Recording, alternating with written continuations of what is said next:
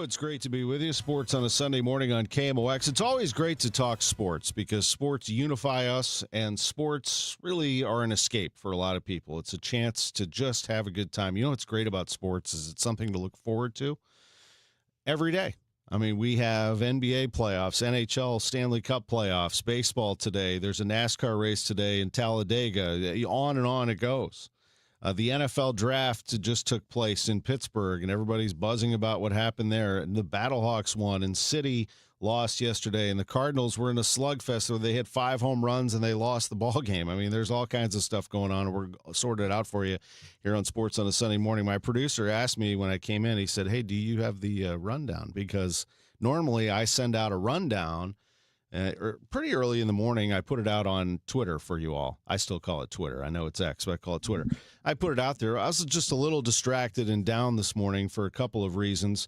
One, what happened last night at the White House Correspondents' Dinner, just incredible action by law enforcement and the Secret Service to subdue the gunman who was firing shots outside the ballroom where you have President Trump and everybody in line, you would imagine, J.D. Vance. I mean, you think of all the people in the line of succession that were in that area where bullets were flying. And while you could say it's unacceptable that someone could get that close with a gun, and that needs to be reviewed as to how that would happen, that close to something involving so many people of importance. But an incredible act of bravery to bring down the gunman and subdue and arrest, and now an arraignment will be on Monday. But the other thing that got me was what happened overnight in my home campus of Bloomington, Indiana, at Indiana University. There was a mass shooting there, and not on campus, but just off campus on Kirkwood Avenue. For those of you familiar with Indiana University, Kirkwood Avenue leads right up to campus where the sample gates, that's the shot that you see every game that they do, every football game, every basketball game.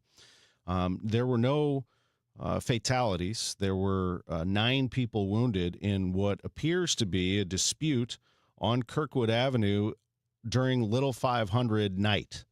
Little 500 is a bike race. If you've seen the movie Breaking Away, that is what made Little 500 popular. It's a bike race that they run the women's race on Friday and the men's race on Saturday. It involves fraternities and off-campus teams and sororities, and it's the great Indiana University tradition. What it has become over the last several years is a Mardi Gras-like gathering of people from all cities and all walks of life making their way to Bloomington, Indiana. And last night, according to witnesses, and this is a story that ran in the New York Post among many publications, it's all over the country now, is that it looked like 2 women, according to witnesses, were arguing and had a fight.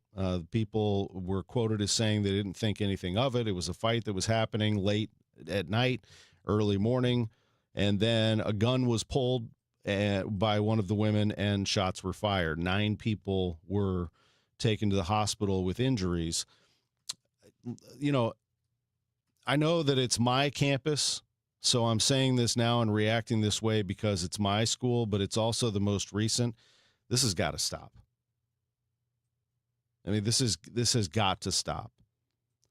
And I mean, you know, we could sit here and say, well, Tom, I mean, it happens in the city of St. Louis, what, every night there's a shooting? That's the problem also.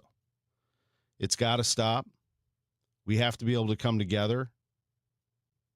I get a little tired of hearing about what one side of the political aisle is doing and pointing a finger at the other side of the political aisle, and back and forth and back and forth and back and forth they go. And we just sit here spinning our wheels, and it's the same thing over and over and over again. And we're not, you know, people in charge are not keeping us safe. So, you know, that could have been both of them could have been really bad. Both incidents that I just talked about, really bad. You know, we've got to come to some sort of conclusion here as to how we go about this. We have to. So, not to put a downer on the start of the show, because the rest of the show is what I need. Sports on a Sunday morning. It's what you need. We love sports. We love talking about sports. This is why I believe sports are in our society as big as they are, because people are so tired that they love the escape. They want to get away. They want to be able to come together. People want to be together. They want to be in large gatherings. They want to party. They want to hang out. They want to go to games. And, boy, I don't know about you, but when I was growing up, mass shootings were not even a consideration. You go wherever you want, celebrate, have a good time. Never, ever would it cross your mind. So I'm going to take a break. I'm going to come back. I'm going to reset, and we're going to do Sports on a Sunday Morning from downtown St. Louis, my hometown. I love being here every single day. It's an incredible place to work. I love downtown St. Louis. We need to work on that too. There are a lot of things we need to work on. We're going to take a break. We're going to come back. It's a beautiful day. We're going to talk sports. I had to get it out there. Back in a moment on KMOX.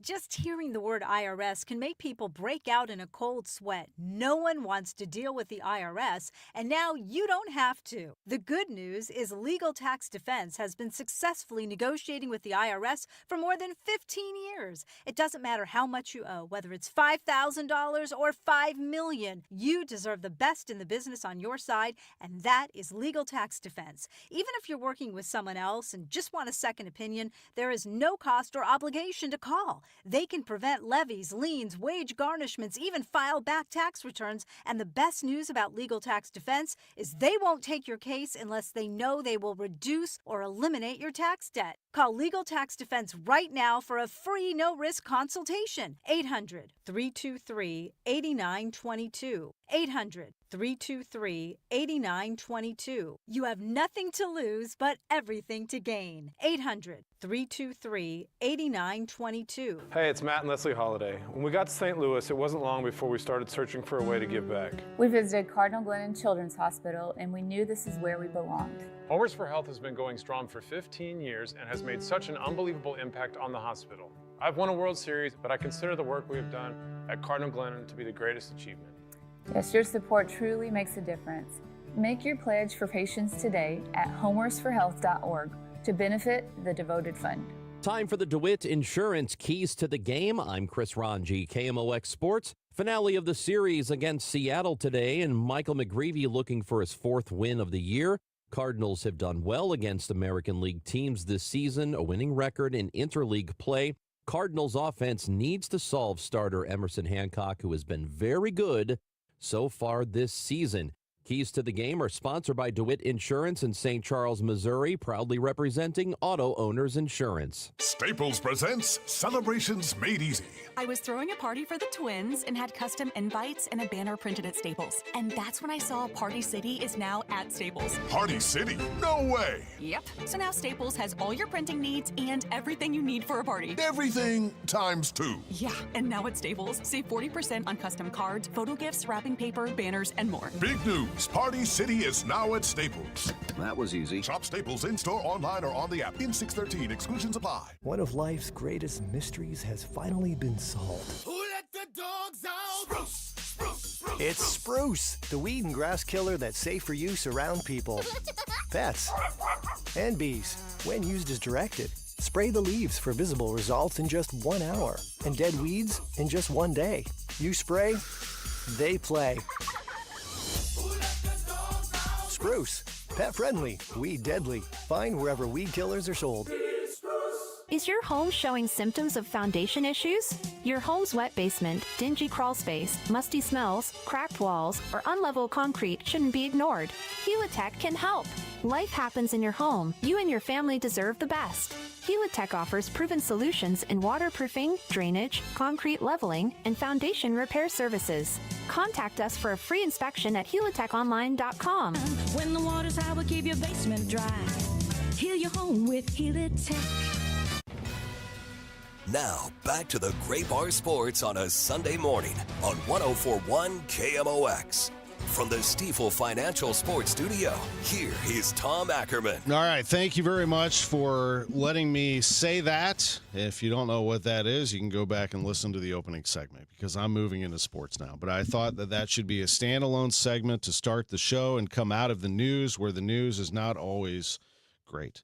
Let's do this. Let me introduce in studio with me is my dear friend, big-time Cardinals fan. He is also the longtime network host for the Ole Miss Radio Network. He does those broadcasts right above the Grove on the campus of the University of Mississippi. He's also based in Memphis, hosting shows there for many, many years, and we love our visits with Brett Norsworthy. How are you? Tom, I'm well, and it's an honor to be in these studios, the vanguard of news, talk, and our beloved Cardinals. You have not been in this studio before. Never have been. Man, what a treat to have you. And I've told you, if it was 1 cent for every hour of enjoyment I've gotten out of KMOX, I could not repay it.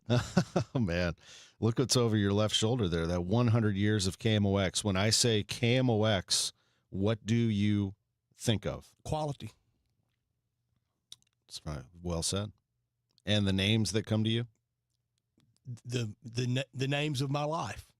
Jack Buck, Mike Shannon, Joe Buck, Bob Costas, Tom Ackerman. Well, it's great to have you here in St. Louis, and part of this, I want to bring you in to talk a little bit of Cardinals Ron with Jacober on Sunday morning. Oh, of course, yeah. But also want to talk to you about what's happening in college football and NIL. We'll get into that in just a little bit with what's happening. Georgia Bulldog pitching against the Cardinals today. Yes, indeed, as the Cardinals take on the Seattle Mariners. And last night, the Cardinals must have gone into their homes and said, what happened? How did we not win that game? Hitting not 1, 2, 3, 4, but 5 home runs against the Seattle Mariners. Here's one of them. So making sure we're using. Swing and a long one down the left field line, and a foul ball. A foul ball, but Pop Warner says it's fair. They're calling it foul. Pages is running around the bases anyway. This is going to be interesting. The third base umpire is Edwin Moscoso. He called it foul. The Cardinals are ignoring that. Pages is at home plate right now, headed towards the Cardinals dugout, and the umpires are going to talk about it. This is when you knew it was going to be a wild, wacky game. After reviewing all relevant angles, the replay official definitively determined that the ball left the playing field in fair territory, and the call was confirmed a home run for Pedro Pages, who, by the way, got injured later in the game, has a hamstring injury, so we'll see how the Cardinals respond to that. Yachty placed one right in that same little nook one time. That's right, absolutely. I remember that well, as the Cardinals had a home run there and had themselves a chance and a lead 7-4. But you know who else brought the bats? The Mariners. Pitch is hammered to right, and if that's fair, that's gone, and it is. Another big fly. Oh, my goodness. A home run by Cole Young. That is the third home run of the game for the Mariners. And it's now 7-5 Cardinals. Ball was flying out of the ballpark yesterday. The Cardinals scored 7 runs in the first 3 innings. They went back-to-back to start this game. The Cardinals, actually, the game started with a top-of-the-first home run from Julio Rodriguez. Then J.J. Weatherholt and Ivan Herrera went back-to-back. Will Wilson hit a home run. Nathan Church hit a home run. And this was all in the first 2 innings. And then you heard the Pages home run. That's when you knew things were going to get a little wacky and crazy. Then Cole Young hits the home run, and it's a 7-5 ball game. The Mariners, it took them until the 6th inning to tie this ball game, and they did that very thing, but not before this. What a play. 1-1 pitch from Soriano. A swing and a high towering fly ball deep left field. Church at the wall. He jumps. He has it. Church comes down with it. The Cardinals still lead by a run. He is one special player. Nathan Church with incredible grab over the wall, and the Cardinals are in business. But the Mariners do chip back into this, and here is how that sounded. 1-2 on the pinch hitter Ken Zone. Here it comes.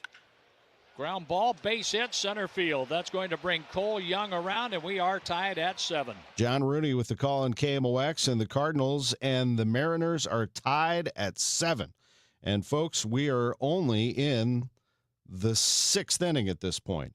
In the bottom of the 7th, the Cardinals with an opportunity, and I just talked about him. Runner on Nathan Church. And a 1-1 pitch coming up. And here it comes. That pitch is hit hard to right field. That's backing up the right fielder. He's at the track, and it's gone! It's gone! Another big fly for Nathan Church, his second of the game. A 2-run shot, and the Cardinals take the lead 9-7.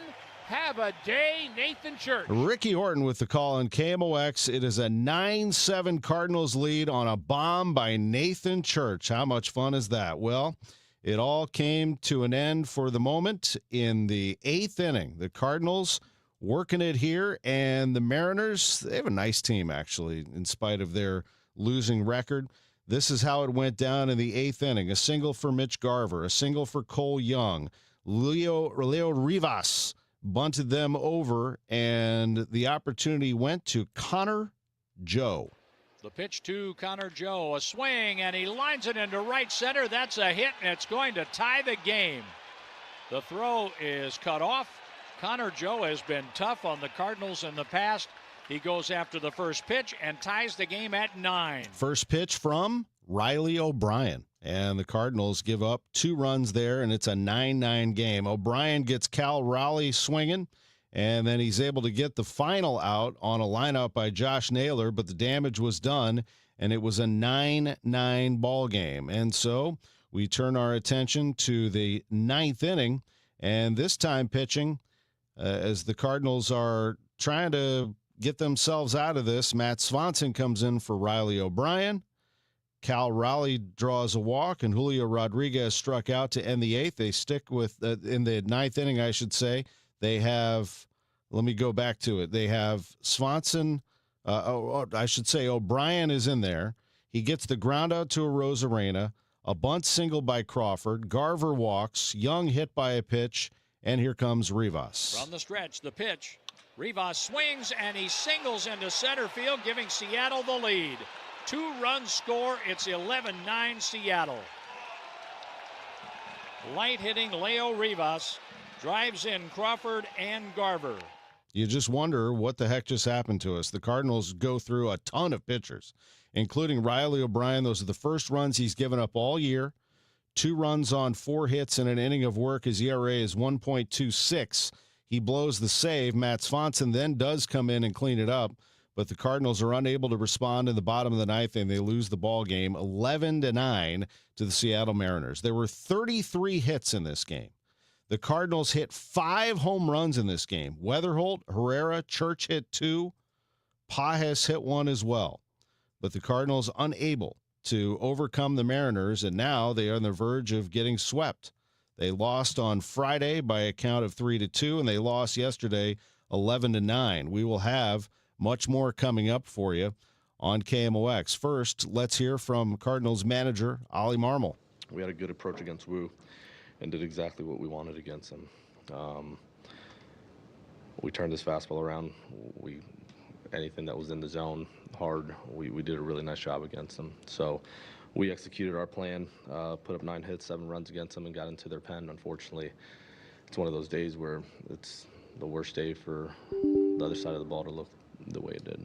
The really challenging thing, obviously, for you all with the stretch of games here, for Libby to not be able to get deeper into this game, how much does that compound throughout this one, and then also the risk moving forward, obviously, from there? Yeah, I mean, it's part of it.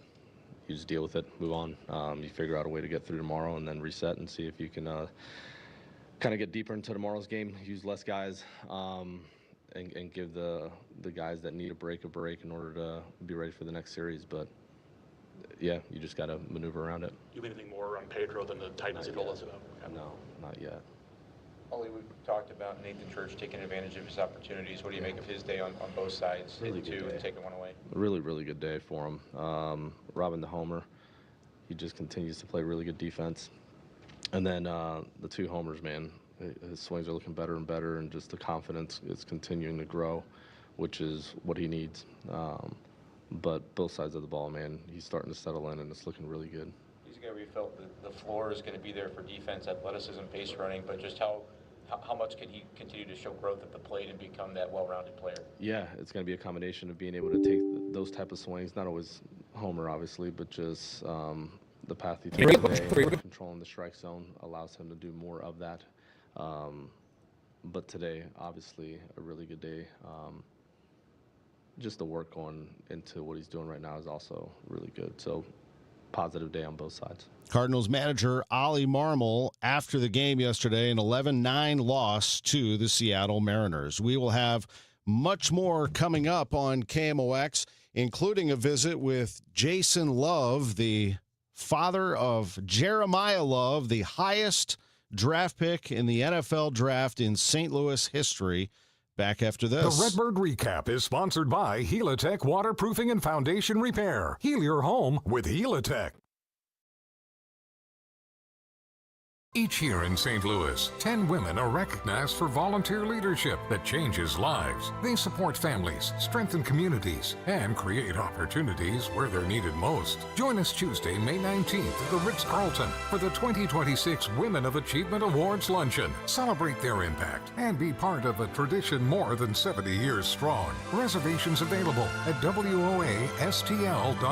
For more information, go to KMOX.com/events. The pressure on data centers has never been greater.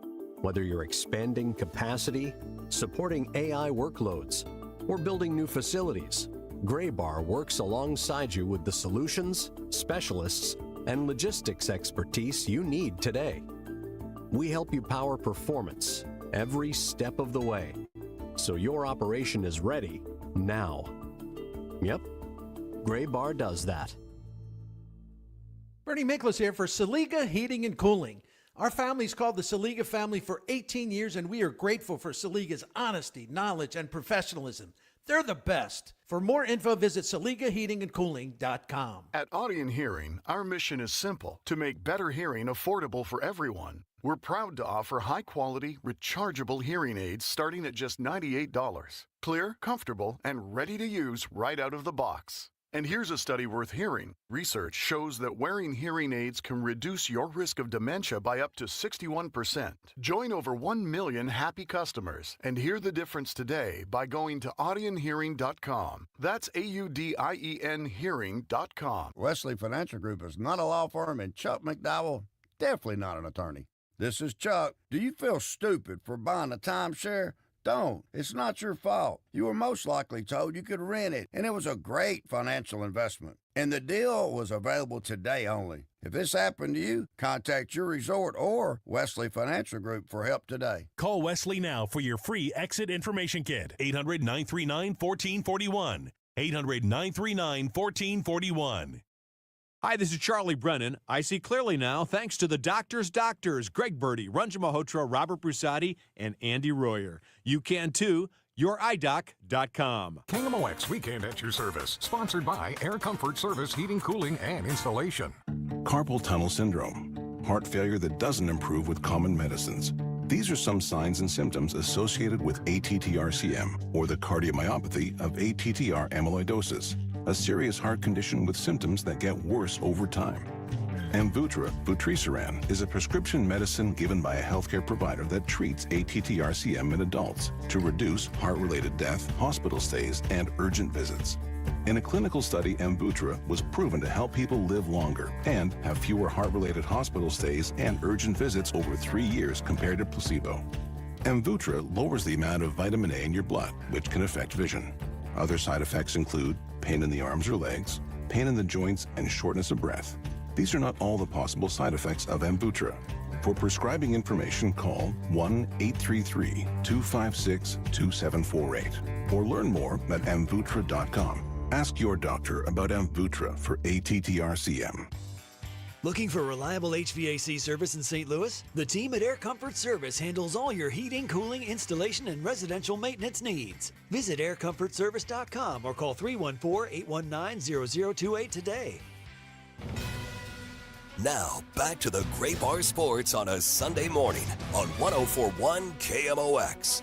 From the Stifel Financial Sports Studio, here is Tom Ackerman. It's great to be with you with Brett Norsworthy of the Ole Miss Radio Network and big-time Cardinals fan through the years. I'm Tom Ackerman. It's great to have you in town. We'll talk some Cardinal baseball with you right now and just get your reaction to this last game, 11-9 loss to the Mariners. The bullpen was absolutely worked. That's up to Matthew Liberatore to go deeper into the game first and foremost. Yeah, we gotta get a quality start today from McGreevy because the bullpen has really been worked. At this rate, they'll be dead by July because they've really had to work. But classic, that's baseball. Friday night couldn't get a big hit, lose 3-2. Saturday keep getting big hits, can't get anybody out, lose 11-9. But Seattle, a really good club. You know, they were one step away last year from being in the World Series, lost to the Blue Jays in the ALCS, and they haven't hit any all year. Now they come to St. Louis and get hot this weekend, and I think they will be a force in the AL West this year. Big start for Michael McGreevy today as he's going to try to go deep and save this bullpen. And the Cardinals' Chaim Bloom, president of baseball operations, will be with us in an hour to talk more about this club and what they plan to do moving forward. But again, they blast home runs left and right. What do you think of Nathan Church? I think he's really going to be a quality player. We know what he can do defensively. Yesterday had the offensive pop, but also you watch how he gets down that line. He really puts the pressure on the defense. That speed, it's part of the building block that Chaim Bloom has really the architect of this, and we've all got to pack our patience. I know a lot of people are getting tired of hearing that, but it's not going to get fixed overnight. It didn't get like this overnight, and we know we're doing it very frugally, doing it organizationally, and I think have a great plan. I think people are refreshed with the approach that finally it's happening. We see it. We see the plan, and what baseball might have to go through next year. You know, the plan may really develop in a few years. As the Cardinals move forward here, we're going to have to see what they end up doing at catcher. Pedro Pajes, the hamstring injury yesterday. To my knowledge, there's been no update on that as to where they're going in terms of their roster. We'll get an official word from Chaim Bloom coming up here at 11:30. If Jimmy Crooks were to join this team, I think some believe that would be too early, and some believe it would be too late. There are varying opinions as to how the Cardinals should approach this. Mine is that you don't need to rush Jimmy. He's been hitting bombs. We love that, but it is against minor league pitching. He's also struck out at a very high rate. I think that this would be a situation where you could go get him, see him for a little bit, and determine how your catching health is. But to just move him up and suddenly make him your catcher here in April seems a little premature. I think that a player like that needs to be able to cut down on his strikeouts, because if you're going to strike out down there, you're going to strike out more up here. Yeah, because the pitching is going to be a lot different than at AAA, but he's got a real promising future. He's a really good player, and I'd love to see Jimmy Crooks. He is going to be catching for this team sooner than you think. The Cardinals taking on the Mariners today, and we'll have it for you on KMOX at 1:15 with a 12:20 pregame.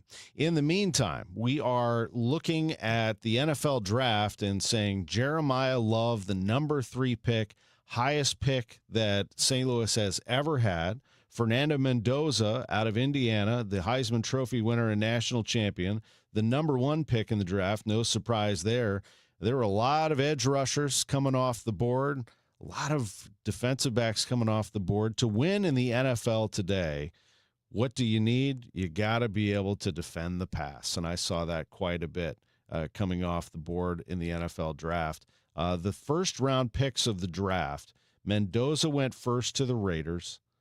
The second pick in the draft I thought was also an obvious one, as you went with the Jets taking David Bailey. He was the best pass rusher in that draft from Texas Tech. Love goes third to the Arizona Cardinals. Carnell Tate fourth to the Titans was a bit of a surprise to me. A little bit of a surprise, but he can go get it. And in that system that's produced all those wide receivers and what Ohio State, the players they're churning out year after year. But I loved Love, and I was hoping he would drop to 4 to the Titans. The Titans need him badly, and one good way to get really better on defense at any level of football is to be able to run the ball, to control the ball a little more, to keep your defense off the field. Jeremiyah Love's going to have a great career, but I think in the future, a player like that from St. Louis, years ago, a player like Ezekiel Elliott from St. Louis, Eli Drinkwitz and Missouri Tigers are going to start keeping those players at Mizzou. From college football standpoint, I was going to ask you that. What is your thought on Mizzou? You are in the heart of the SEC at Ole Miss. You've gone to as many Iron Bowls as I can count. You've seen it all in the SEC. Where does Mizzou stack up in the SEC right now? Stacks up where the head coach stacks up. Second in seniority. The only coach that's been in the league longer is Coach Kirby Smart. Eli Drinkwitz has been through the battles of the SEC. He knows the league well. Arkansas boy like me from Alma, Arkansas, the Alma Airedales, if you're scoring at home for nicknames. Eli Drinkwitz has built a great program at Mizzou. They've got their NIL in place. With the state legislature is really the envy of the country with what they have there. Mizzou comes to Oxford October 17th. That's the week before Ole Miss goes to Texas. Cannot be overlooking Mizzou at all when they come to Oxford. Can't be looking ahead to going to Austin and playing Arch Manning in what I think will be the first battle of who will win the Heisman Trophy in 2026 between Arch Manning and Trinidad Chambliss. There's a lot of talk about NIL right now, and understandably so, that players are just jumping from program to program. We're seeing this in basketball, and certainly you see some high-ticketed players in football, some big numbers being thrown around, and it seems like they can just jump from team to team whenever they please. It will become common, I think, to see players playing for 3 different schools and sometimes 4. But shouldn't the coaches also have some sort of restrictions on them? Why should they be able to jump? Your own coach left in the middle of the playoff run to go to LSU, and Lane Kiffin is there at LSU, and Ole Miss had to tell him, no, you can't coach us since LSU hired. It just seems so bizarre. I don't believe the coaches should be able to move around either. Well, they are bound by contracts, or supposedly bound by contracts. But the best agent in all of sports is also in my town in Memphis, and Jimmy Sexton. So there's always a way. But Lane Kiffin did leave right after the regular season ended. We beat Mississippi State on Friday in the battle for the Golden Egg, and then on Saturday he left. And during that Saturday, with all the rumors around the country, and I thought he was staying, and I was wrong. I got a text from a 225 area code that I didn't have a contact in my phone for. This is my new number. They've already killed my number at Ole Miss. It was 225 is Baton Rouge, but Keith Carter immediately hired Pete Golding. Pete did a great job in the playoff preparation, beat Tulane, beat Georgia, lost a heartbreaker on the last play of the game to a mighty Miami, and they are back. The U is definitely back. So Ole Miss in really good hands, and Lane and the LSU Tigers come to Oxford third weekend of the year, and it will be a wild scene. You know what it's like in Oxford for LSU and Ole Miss. Yeah, Miami's the best team that Indiana played, I thought. With all respect to Ohio State, they obliterated Alabama and Oregon, and Miami gave them all they could handle. That thing came down to the very end. It sure did. That Miami front and that Miami offensive line as well, they whipped our defensive line like it hadn't been whipped all year in a game. And then off the edge for Miami, Mesidor and Bain, they both were first-round draft picks. They were really prolific players. But came down to the last play of the game, had a hand on the ball on the kind of Hail Mary at the end of the game, and it was not pass interference. It was literally right in front of me. I'd already gone down to the field to do rapid reaction post-game like we did at the Sugar Bowl in the thrill of victory. In this case, it was the heartbreak of defeat, and we took it all to the locker room. The play was right in front of me. It was not pass interference. Miami was better. They won the game. How has the SEC not made it to 3 straight national championship games? That's a bit of a surprise with the Big Ten taking the last 3, but also the fact that I guess there's more of a level playing field now when it comes to throwing money around. I don't know. It is, Tom. I think a lot of it is the Big Ten and how good they've been and they are. And we talk about Ryan Day's program. I mean, look at his coordinators. He's got Arthur Smith now running his offense. He's had the good defensive guys through the years with a couple of different people. But I think one of the biggest things that got the SEC was gravity. I mean, Mr. Newton's right. It had to come down a little bit, and it came down when the Big Ten was really going up, and they got the supremacy for now, winning it the last 3 years. I give them credit. In the Indiana story, the best story in the history of college football. Well, we appreciate that, and I can't argue with you there. It was just a perfect storm of perfect coach, perfect quarterback, the resources and the money that was given, and mostly what it showed is that football can still be won with discipline, and with the carryover of the JMU players, especially with Cignetti. He prefers those older players who don't make a lot of mistakes, who win the turnover battle, know their assignments, and any team that played Indiana would tell you that very thing, that they were just so disciplined we could not defeat them. All those were the cornerstone. I do give some credit, though, to the Tom Allen staff right before it that showed it can be done. Maybe not, they didn't think they could do it to that level, but win and go to good bowl games. Had Michael Penix, played Ole Miss in a bowl game in the COVID year down in Tampa in the old Outback Bowl. And then Coach Cignetti, Frank Cignetti's son, Kurt Cignetti, came in and took it to heights that nobody really thought would ever be possible, that Indiana, the ultimate basketball school, 16-0, Heisman Trophy winner, national champs. Last thing for you, in that college football magazine stand, when that starts to light up, is my most exciting time. I know we're in a digital age, but I still love flipping through those magazines. When those do come out, who do you think will be the top teams in the country in the preseason? I think it will be Texas and the Arch Manning story and Sark and what they also did in the portal, what they added, like added Cam Coleman at wide receiver. I think it'll be LSU because of Lane Kiffin. I think Ole Miss will be in there with everything they returned, 13-2 last year. Only 2 players drafted, so that means a lot of players are back. Ohio State, Indiana will be there. And I say look out for USC and Lincoln Riley. Wow, interesting. Well, then that would be welcome news to the Big Ten. And Notre Dame, and with the Notre Dame schedule, Notre Dame's going 11-1 at worst, and they have a carve out for the playoff, and they were maybe robbed last year. That's Brett Norrisworthy, Ole Miss Radio Network, joining us in studio before he heads to the Cardinals game. He's going to hang out with us here today, but we love having him. Thank you, buddy. Great to have you. Thank you so much, Tom. Truly an honor. We're going to take a break. When we come back, we're going to visit with Scott Dixon, IndyCar driver in town, testing at Worldwide Technology Raceway. The Indy 500 is just a month away, and the Bommarito Automotive Group 500 is not far away either, about 6 weeks away at this point. We'll take a break. We'll come back with more Sports on a Sunday Morning coming to you from the Stiefel Sports Studio, and we'll be right back.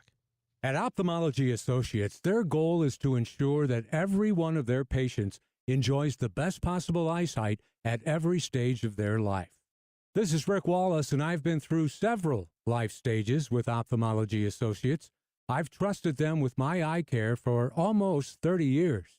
Doctors Birdie, Malhotra, Brusati, and Royer head up a network of leading specialists in every field of eye health. They're involved in leading-edge research and equipped with the latest technology to handle the most complex situations. And there is always personalized eye care tailored to your individual needs and preferences at Ophthalmology and Associates. Oh, yeah, pediatric eye care, too, and a full-service optical shop. Ophthalmology Associates. Visit youridoc.com or call 314-966-5000. True comfort is something you feel every day and something your home should deliver effortlessly. It's in the quiet of your mornings, the consistency of your indoor temperature, and the way your home feels season after season. With Renewal by Andersen, every detail is designed for lasting performance and a seamless, refined experience. From consultation through installation, everything is handled by one experienced team, built around your home and your schedule. And with our exclusive Fibrex material, stronger than vinyl and built for extreme temperatures, you get durability that lasts. Save 20% off your entire project. Plus, take an additional $100 off every window and door, up to $1,000. With flexible financing options available, you can move forward with confidence. But this offer won't last long. Call by April 30th. Call 877-WINDOWS. Or visit renewalbyandersen.com today. That's 877-WINDOWS. Or renewalbyandersen.com. Renewal by Andersen. Superior products, exceptional service. Chesterfield Fence and Deck. Boy, this time of year, beautiful, beautiful morning here in St. Louis. Many of you are listening to us outside, maybe doing a little yard work or hanging out with a hot cup of coffee, some breakfast going. Wouldn't you love to do that in a new screen room or on a new patio, new deck, new sunroom? Chesterfield Fence and Deck can do all of that for you. or just one of them, whatever you want to do. ChesterfieldFence.com. Visit them online, and you can see all of the products, the fences, the decks, the patios, the sunrooms, the screen rooms, and they will put together a plan for you. It could be as simple as you just need a new fence for the dogs in your yard. Well, they can do that for you. Chesterfield Fence and Deck. Mention me, Tom Ackerman. You'll receive 20% off your next outdoor project with Chesterfield Fence and Deck. They have been in business since 1968. That was a good year for the ball club, by the way. 1968. So you know they are good at what they do, and they have been for many, many years. Visit their showroom in Chesterfield Valley. Chesterfield Fence and Deck, the sign you have the very best. Save big on your next project right now at Menards. From mold and mildew to stains and hard to stick surfaces, preparing your painting project has never been easier than with Zinsser Bullseye 123. It's an all-purpose, high-performance, water-based primer that's perfect for both interior and exterior residential, commercial, and industrial applications. Save big on Bullseye 123 primer. Plus, check out our weekly flyer on Menards.com for all the great deals happening now. Save big money at Menards. Don't miss the Route 66 Festival at the Missouri History Museum, April 30th through May 3rd. Music from Sweetie and the Toothaches, a classic car show, neon display, kids' crafts, and more. Schedule at mohistory.org/festival. Now, back to the Great Bar Sports on a Sunday morning on 104.1 KMOX. From the Stifel Financial Sports Studio, here is Tom Ackerman. Welcome back to the show. Big 11 o'clock hour coming. We'll review St. Louis City SC. A lot of soccer fans they don't like chirp at me. They just chirp at the team a little bit and say, how come we don't get more City on sports on a Sunday morning? Why don't we hear more from City? Well, we're going to hear a lot about City in the game last night, which I thought was good. It just didn't end up in a good result. There were some emotional moments from the game as well, and some down moments and some up moments. We'll get into all of it on KMOX coming up early in the 11 o'clock hour. As for right now, I want to tell you something that is happening across the way at Worldwide Technology Raceway in Madison, Illinois. The first weekend of June is IndyCar weekend in St. Louis. The second weekend of September is NASCAR weekend. But on June 7th, a night race at Worldwide Technology Raceway. It's the Bommarito Automotive Group 500. Recently, the IndyCar drivers, this was on Thursday, they were testing over there. And they do find that you've got to be able to do that and find any time you can. You want to test at tracks where you think you need it the most.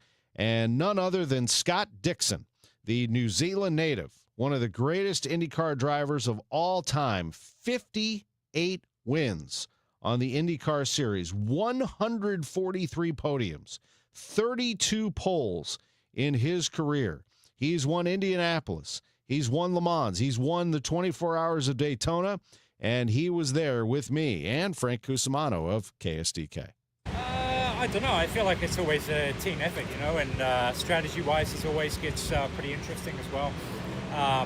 Been dry a little bit here for the last few years, but I think we've had pretty decent cars and some not bad finishes. But that's why we picked this as one of the places for us with the short amount of test lists that we have and testing opportunity. This is definitely a place we need to improve at. So what would it mean to you to win another championship and tie A.J. Foyt? I mean, that's pretty historic. Yeah, it's the goal. Like, obviously not to, just tie for stats, but each year is to win a championship. It's been a bit of a rough start for us this year with some, kind of issues, and especially in the first race in St. Pete. But I think, we've generally got some really good pace in the race. We just need to do a better job all round. So, this is the time to definitely get after it, especially in the lead up to the 500. Yeah, have you ever had a conversation with AJ? He said, him saying you're getting awfully close to my record? Well, AJ, I wouldn't say we've spoken about that stuff. I'm looking forward to seeing him. He hasn't been around a whole lot at the start of the season, but I know he'll be at the 500 and being, he'll be there during the month of May. But I think we're going to try and link up. And I've still been trying to do a helmet swap with him, but obviously people from his era didn't get a whole lot of helmets. So, I guess they're pretty slim and few and far between. So, hopefully we can sit down and have a good catch up. You've been here for day races, you've been here for night races. What is the big difference for you out there on the track? I think everybody enjoys the night race a lot more. Visually, it's a lot, better. But I know most of it all, depends on schedule, obviously, and what TV windows are better. I don't even know what it is this year. I don't know if it's a day race or a night race. Okay, so we're back to a night race. That's good. The fireworks always look a lot better in that case too. And this track in particular, what is your strategy here? Everybody kind of has it's a thinking man's track, it feels like. It can be. A lot of that depends on, the tire that you bring. Times we've had, a primary and an alternate here as well. And then, strategy, obviously always key. Like even this year, I think at Phoenix, had we not had, second to last caution, it would have become a bit of a split strategy with, I think myself and Rasmussen eliminating a stop. So I think those races get pretty interesting, and that's how we've won, one of these before here. So, we'll have to see how it plays out, but you don't really know until you get into the mix of it. You've had success. Is there something within those races that has gone right for you? What has gone right for you? I think we've won here before just on straight out speed, and then we've also won here on strategy, so I think it goes back to, the old saying of do the obvious things right, and then, if strategy is going to fall your way, then it's going to, fall your way. But a lot of the times you don't really know how that's going to play really until you get into the mix of the race. Each year it's always a moving target. The weather conditions are different. One year we're a day race, one year a night race. Some years we run, two sets of, different compounds and tires, and then some years the tire is just completely different. So, we'll see once we get back here and see what we got and see how the strategy flies. And then how about the fans here and coming here? Just describe how incredible this atmosphere is for racing. Yeah, it's always been fantastic. Huge shout out to everybody here in St. Louis for coming and supporting us. I know, the racing has been fantastic. Last year was crazy. We've definitely made the short oval package a lot better, and we're going through some changes this year as well. I think with power and tires and things like that. But I think if you put on a good show, man, people are going to love it. Always hits you in all of your senses at Worldwide Technology Raceway. You could hear the rumble of the car behind him, the whipping of the wind. You can just feel the sun beating down on you. It is a wonderful place, man. Worldwide Technology Raceway at St. Louis's racetrack. It's the only place in the world where IndyCar, NASCAR, and NHRA meet. Worldwide Technology Raceway, the only facility in the world that has all three. NASCAR race, the Enjoy Illinois 300, is coming up September 13th. But as for here in the St. Louis area, you have the Bommarito Automotive Group 500 coming very soon, and Scott Dixon will be one of the big players in that, no doubt about it, IndyCar weekend here in St. Louis. You also have the Indianapolis 500, just a short drive from here, in one of the great facilities in the world on May 24th. And Scott Dixon, as he talked about there, will be one of the contenders for that as well. As you look at NASCAR today, they have the Jack Links 500 at Talladega Superspeedway. Rain washed out the Saturday morning qualifying. Tyler Reddick is on the Busch Light pole for the race today, which starts coverage 2 o'clock Central Time on Fox. The NASCAR Cup Series, the 2.66-mile Alabama track. It's Tyler Reddick, Michael Jordan's very own, on the pole for that one. Kyle Larson is second, Denny Hamlin third, Bubba Wallace fourth. It is a star-studded top 10. Chase Briscoe, Brad Keselowski, William Byron, Chase Elliott, Ty Gibbs, Chris Buescher. Reddick has won 5 of the first 9 races this season and holds a 105-point lead over second-place Denny Hamlin in the standings.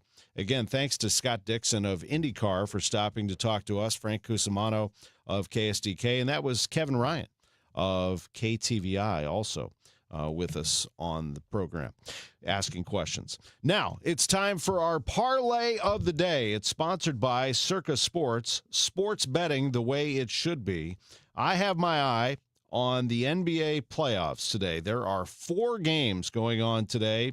Cleveland at Toronto with the Cavs up 2-1 in that series, and they're a 4-point favorite on the road at Toronto.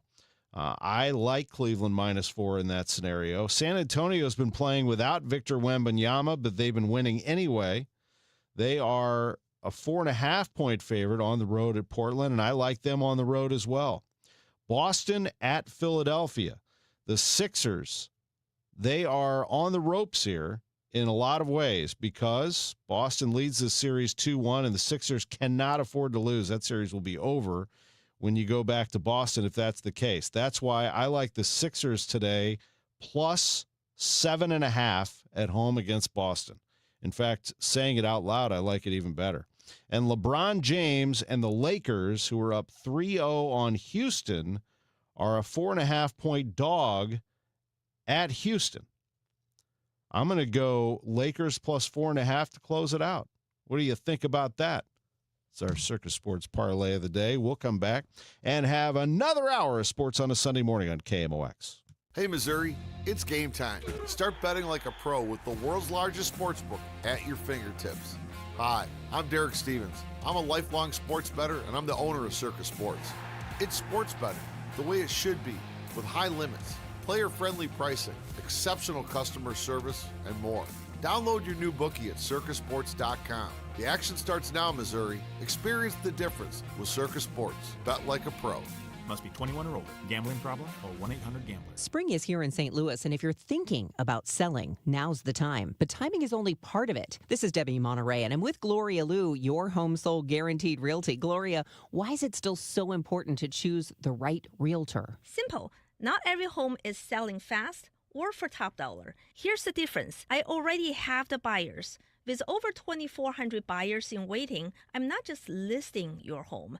I'm matching it with demand. That's how I offer my guaranteed sale program. We sit down, agree on the price and timeline, and if your home doesn't sell, I'll buy it myself. But my goal isn't to buy your home, it's to sell it for the most money possible in the least amount of time. And that's exactly what my system does. My clients don't have to hope their home sells. I guarantee it. If you're selling your home this spring, call the one I trust, Gloria Liu, 314-325-6888, or GloriaHasTheBuyers.com. That's GloriaHasTheBuyers.com. Gloria and seller must agree on price and possession date. Spring is here. Hi, this is Tim Gamma. And I'm Tom Gamma. When it comes to tree care, call the name you can trust. Gamma Tree Experts, founded by our dad, Frank Gamma, in 1954. Frank will be 91 this year, and the third generation of Gammas have joined the business. Call our team of certified arborists to inspect your trees and shrubs today. Knowledge and quality are hallmarks of our reputation. Now in our 72nd year. For pruning, fertilization, and removal, call Gamma Tree Experts today or visit us at GammaTree.com. Your trees deserve the best care.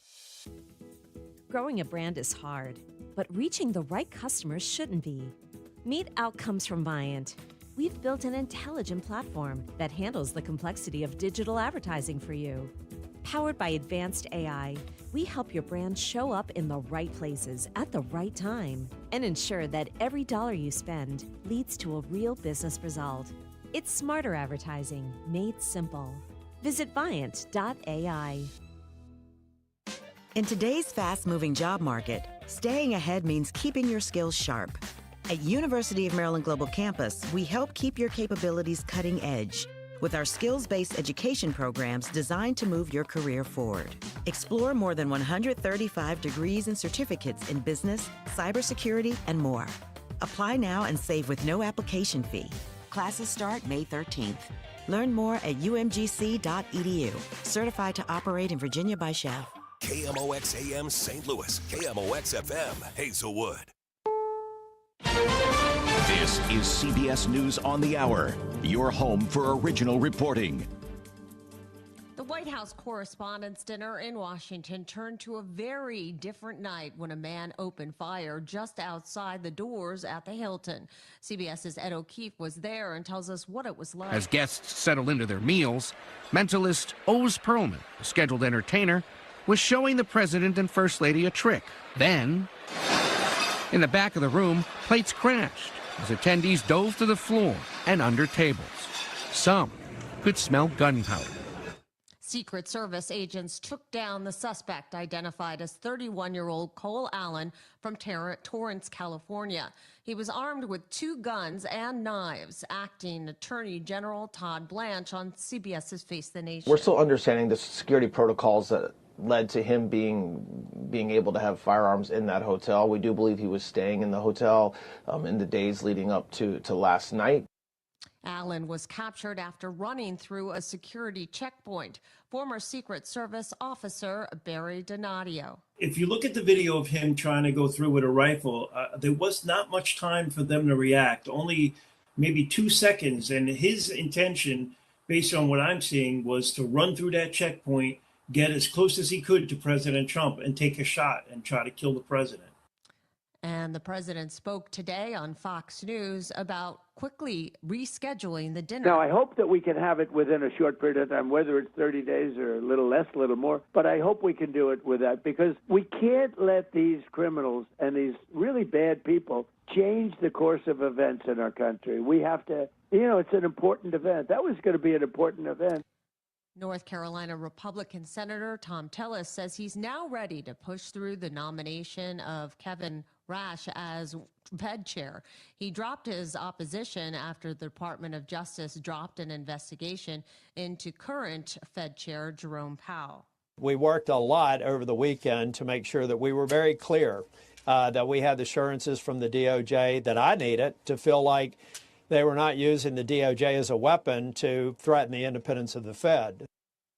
He spoke on NBC.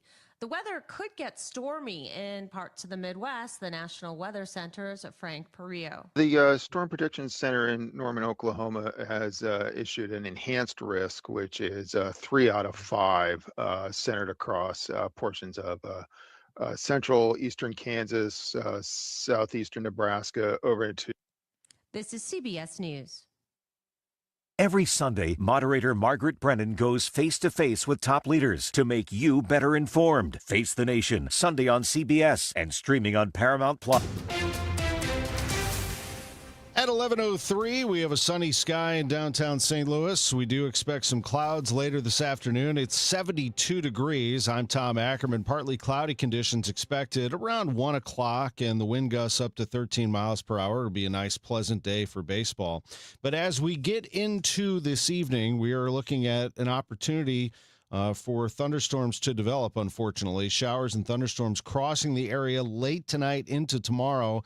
And that is apparently just the first round, because in the afternoon and evening tomorrow, the National Weather Service is sending this out now, letting us know that all hazards are expected. Thunderstorms overnight tonight through Monday morning, largely north of I-70, posing a low risk for large hail and minimum risk for localized flooding, although there is a risk of that. More widespread thunderstorms developing Monday afternoon, potentially with little to no break after the morning thunderstorms. And these can pose a problem. According to the National Weather Service, thunderstorms Monday afternoon and evening will become severe, largely between 2 and 10 p.m. And again, all hazards expected. These would be baseball-sized hail, damaging winds, and strong tornadoes. The morning thunderstorms will give some uncertainty and could maybe clarify the evolution of the afternoon-evening thunderstorm forecast, including where the worst storms will be, but we just don't know the answer to that at this time. We do know that the National Weather Service is issuing a warning to all that the widespread thunderstorms developing Monday afternoon will become severe. So we'll keep an eye on that 24 hours from now. In the meantime, we have currently a sunny sky in downtown St. Louis. It's 72 in Florissant, 72 in St. Peter's, sunny and 72 degrees downtown at the Arch. Cardinal baseball today at 1:15, 12:20 pregame. Sports on a Sunday morning is now. I'm Tom Ackerman, KMOX News. From KMOX Sports, this is the Gray Bar Sports on a Sunday morning. Gray Bar, your distributor for electrical and datacom needs. Now from the Stifel Financial Sports Studio, here is Tom Ackerman. Cardinals are going to try to avoid a sweep today. They've dropped 3 of the last 4 after winning a season-best 5 straight. They entered today in 4th place in the NL Central, 3.5 games back of first-place Cincinnati. This is their 3rd of a season-high 17 straight without an off day. And after what we saw yesterday with the use of all of those pitchers, that is a concern. Michael McGreevy is the starting pitcher today. The Cardinals will have him on the mound at 1:15 throwing the first pitch. The Cardinals pitcher is 1-2 with a 3.29 ERA. Yesterday, as we ran through for you at the start of the show, we won't do that again, but we'll let you know who pitched in this game. Matthew Liberatore went 3 1/3. He gave up 5 runs on 8 hits, walked 1 and struck out 3. Libby threw 64 pitches in 3 1/3 innings. Gordon Graceffo came in to clean up the 4th. He gave up a run on 2 hits. Justin Brule pitched a scoreless 5th inning, and George Soriano in the 6th gave up a run on 2 hits. But Ryan Stanek pitched 2/3. Jojo Romero, who gave up 2 runs on 2 hits, pitched 2/3. Riley O'Brien, first runs charged to him this year, 2 runs on 4 hits in his inning of work and a blown save and a loss. And Matt Swanson even came in to pitch and threw 2/3 of an inning and needed 18 pitches to complete that. O'Brien threw 39 pitches in his 1 inning of record, and the Cardinals lost the game 11-9 despite blasting 5 home runs in the contest. So the Cardinals now are going to try to avoid this sweep as the Cards and Mariners wrap up a 3-game weekend. That was a wild slugfest yesterday. So baseball, usually the way it goes, this will be a low-scoring affair today, right? We'll see. But the Cardinals and Mariners combined for 8 home runs. That is tied for the most in a single game this season. The Tigers and Reds also did it on April 24th in Cincinnati. It's one shy of the Busch Stadium 3 record set in 2023 against the Dodgers. The Cardinals and the Mariners this afternoon on KMOX. President of Baseball Operations Chaim Bloom will be with us at 11:30. We also have a number of things going on around sports right now, including, as we mentioned, NASCAR. Talladega is the site of the Jack Links 500 today. We have St. Louis City SC that played yesterday, and we're going to hear all about them here coming up at 11:15 in a 3-2 loss to San Jose. In the NHL playoffs, the Stanley Cup yesterday, it was a win for the Carolina Hurricanes. They swept the series with Brady Tkachuk and the Ottawa Senators. 4-2 was the final. The Hurricanes complete the sweep, and the top team, a lot of people believe, the contender in the East to win the Stanley Cup, sweeps the Senators. 4-2 was the final in a 4-0 sweep. Minnesota won in overtime over Dallas 3-2, and with that, the Wild even that series at 2 games apiece. Matt Boldy's deflection late in the first overtime lifts the Wild to victory. The Pittsburgh Penguins hold off the Flyers for one more game. They win at 4-2 in Philadelphia, so the Flyers lead that series 3-1 now. How about the performance in the NBA for Ayo Dosunmu? Illini fans, have you ever seen anything like this? Have basketball fans ever seen anything like this? He came off the bench to score 43 points. After an injury to Anthony Edwards, Dosunmu scores 43 points off the bench. He was 13 of 17 from the floor and perfect from the free throw line, 12 of 12, as the T-Wolves beat Denver 112-96 to take a 3-0 series lead, just a 3-1 series lead, just a tremendous performance by Dosunmu. Now, Edwards was dealing with a left knee injury. It was structurally intact when he was injured. He has a bone bruise, also hyperextended the knee, so we'll see what they need moving forward. But a 112-96 win over the Nuggets gives them a 3-1 lead in that series. Oklahoma City beat Phoenix 121-109. They take a commanding 3-0 series lead. Shai Gilgeous-Alexander had 42 in that game. I watched the highlights of that game. That kid is unreal. Shai Gilgeous-Alexander, not a kid anymore.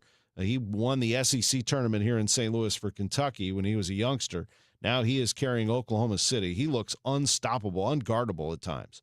The Knicks beat Atlanta 114-98 to even their series with the Hawks at 2 apiece. And again, it was Orlando, I think, surprising people here with a 113-105 win over Detroit. They take a 2-1 series lead. They certainly have surprised me. We'll take a break. We'll come back. St. Louis City SC and what they did last night at home against San Jose. We have Chaim Bloom at 11:30. We have Bernie Miklasz at 11:45. We have a great show. It's Sports on a Sunday morning from the Stiefel Sports Studio, and we'll be right back. Summer is on the way, or should I say the heat in St. Louis, it's on its way. Be here before we even know it. If you haven't had your air conditioners checked and set up and ready to go for this cooling season, or if you were told you might need a new one, or you just think this is the time of the year, this year is the time to just go ahead and replace it. Prices are down, 0% financing is available. It's still the best time to call me. Don't put it off. One easy number in Missouri and Illinois. It is 314-293-2600. Again, that's 314-293-2600 in Missouri and Illinois, or on the internet, bartinman.com. That is Bart with a B, Inman with an I.com. God bless. Right now, inflation is squeezing budgets, and global events can shake up the markets overnight. If you're close to retirement, you don't get unlimited do-overs, so this is not the time to just hope it works out. That's why Steve Auld and the team at the All Financial Group are hosting an upcoming educational seminar called Retirement Simplified, May 6th and May 7th. You'll learn how rising costs could drain your spending power, how political and economic headlines may impact your returns, and whether your retirement strategy is truly stress-tested for today's economy. This event is complimentary, and you must reserve your seat today. 636-230-8824. You can also get more details online at yourmoneymattersstl.com. Investment advisory products and services made available through Impact Partnership Wealth, LLC, IPW, or registered investment advisor. Neither the firm nor its agents or representatives may give tax or legal advice. Individuals should consult with a qualified professional for guidance before making any purchasing decisions. The All Financial Group is not affiliated with nor endorsed by the U.S. government or any other government agency. I'm Bob Burke, founder and chairman of Burke America Parts Group, a family of brands that includes RepairClinic.com, an appliance and HVAC parts solution company that's grown into an international brand. Before AmericanEagle.com, we partially launched a new technology platform developed by another firm. American Eagle helped take our technology to a whole new level with digital marketing, software development, and business insights into our key markets, appliances, HVAC, and outdoor power equipment, and did so both on time and on budget. AmericanEagle.com has the resources, experience, and talent needed to produce solutions. Our new technology platform, developed by AmericanEagle.com, has produced tremendous results with higher traffic, conversion, engagement, and online revenue. If you have any home repairs you need to take care of, check us out at RepairClinic.com. If you need a world-class website or technology project, then I would highly recommend AmericanEagle.com. Call AmericanEagle.com at 773-NETWORK. That's AmericanEagle.com, 773-NETWORK. When you're learning something new, experience matters. At Lifestyles Unlimited, we've spent over 30 years teaching people how real estate investing works and how to build income with a clear, step-by-step strategy. Our program is designed to help you learn what to do, why it works, and how to take action at your own pace. Join today for just $297, a 60% savings off the regular price. Text radio to 88007. That's RADIO to 88007. Presented by Lifestyles Unlimited. Now, back to the Gray Bar Sports on a Sunday morning on 104.1 KMOX. From the Stiefel Financial Sports Studio, here is Tom Ackerman. Welcome back to the show. Let's talk a little city about what happened last night at Energizer Park. Y98 FM, 8th minute. City back through Berkey. Berkey airs it out for Cordova. Floriani climbs his back. I don't know how that's not a whistle. Now Werner pinches one to the angle of the box. Fernandez has a friend of the spot, and Judd scores. One time from the penalty spot. He hits it mid-shelf off to Berkey's left, just out of the reach of his gloves. Judd poses in front of the north end. They rain down the booze on him. 7:35. San Jose 1, St. Louis nothing. Joey Zanaboni with the call. Preston Judd finding the back of the net in the 8th minute to give San Jose the lead, but St. Louis was all over him in the first half, out shooting San Jose 13-4. Toward Betcher, he flicks it to Cello. Hartle makes a space, rips a shot, hits the bar. Springs off the iron. Gets it over the top. Betcher flicks a header. Hartle beats a man down the middle of the field. Cello Hartle misses the shot. Oh, he winged it toward the post off to Daniel's left as the keeper came out on him and misses junction of post and bar into the south end. Sluices a pass to Edelman, top of the D. Now Cello and Danielle come sliding out to stone him. City another good look in the box, and Danielle just into the game 5 minutes ago. Comes up big time. Marcel Hartl and this St. Louis team, again, they are shooting like crazy. They are right in the area where they need to be, but they can't break through until early in the second half. And this has actually been part of City's issue, is slow starts in the second half. Not this time. This is fun, and it all happened within a minute. City saddles up again. Ball rolled down the right side of the box. Durkin plays it just outside the spot to Hartl. Simple pass to Cordova, and Cordova bangs it into the upper 90. We're tied at Energizer Park. Go, go, Sergio! His first in a City kit. Level 1-1, 52nd minute. About 6-7 minutes into the second half. This is a complete inversion of the script because St. Louis City has been absolutely terrible coming out of the halftime break this year. But now it's tied at 1-1. Betcher and Co. get a steal. Find it, Hartl! And Hartl! He scores! From the top of the box! Puts it in the side shelf to the keeper's left! Marcel Hartl! City leads! No, that's a good City leads right there from Joey. We haven't heard a lot of those this year, and City takes the lead 2-1. But despite outshooting San Jose again in the second half, 8-5, 2 goals netted by Timo Werner. Buda scorching down the right side. He sends a cross, a volley by Werner, and San Jose has taken the lead. One-timer, Werner, his second on the night. 3-2 Quakes, 82-27. His other one was on a penalty kick in the 69th minute, and he scores there in the 83rd minute. St. Louis loses, but not before one of the emotional moments of the season.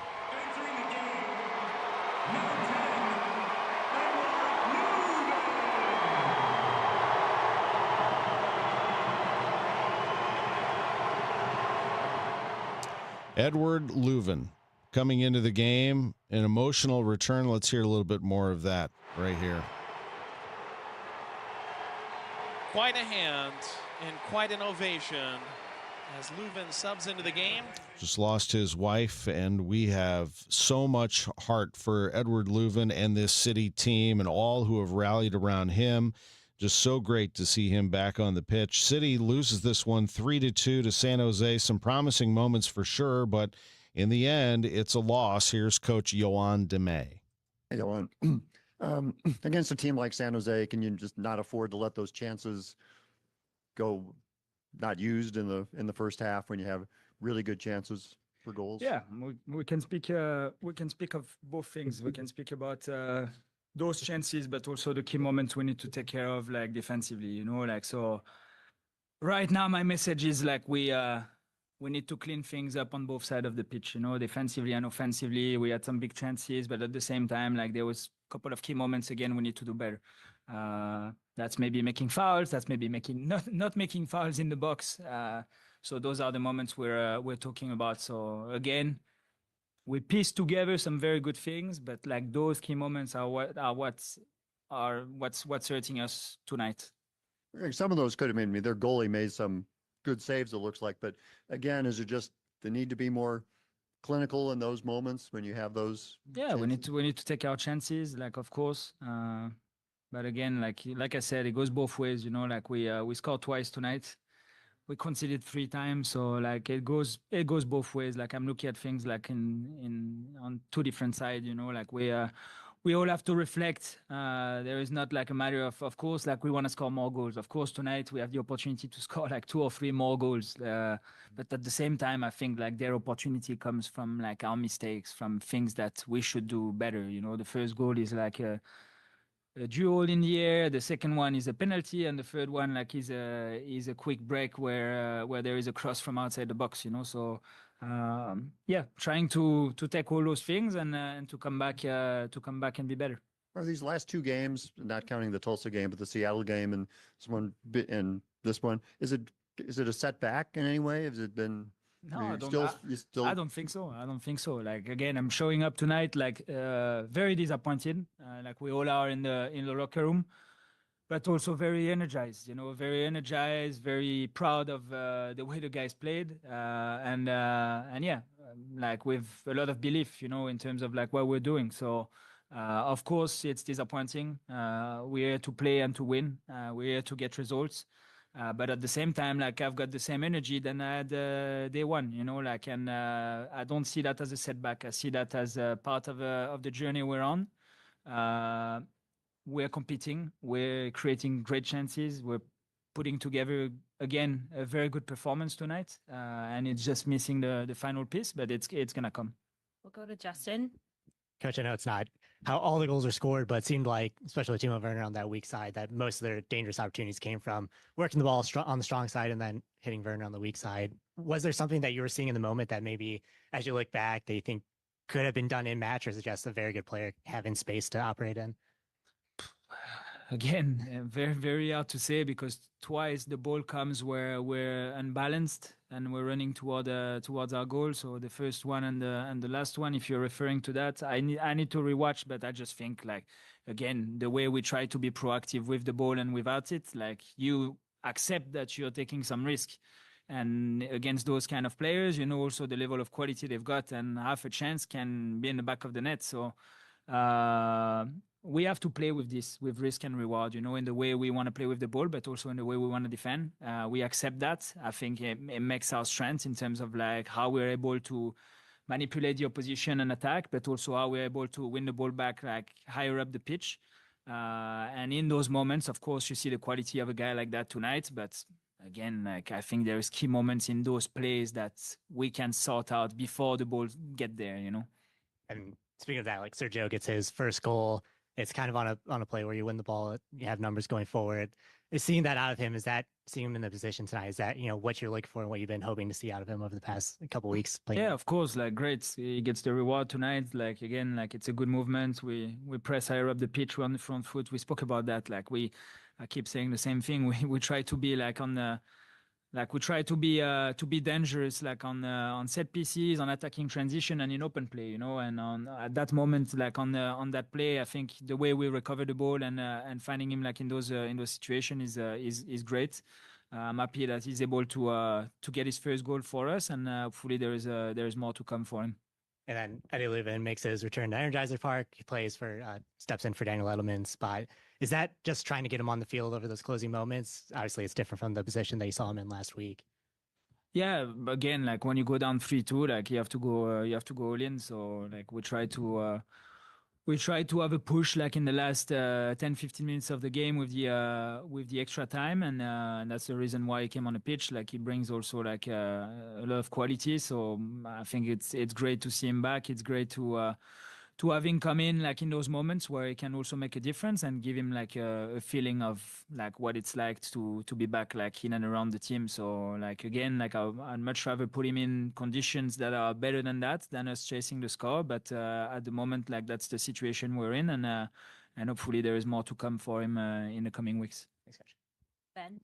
Along those lines, for you, what was it like to watch the fans cheer for Leuven, the flag with his wife's name, and just this feeling of almost like a big hug for him? Yeah, it's amazing. Like again, like you see the support of the fan. Like I think that's probably the loudest I've heard the stadium this year.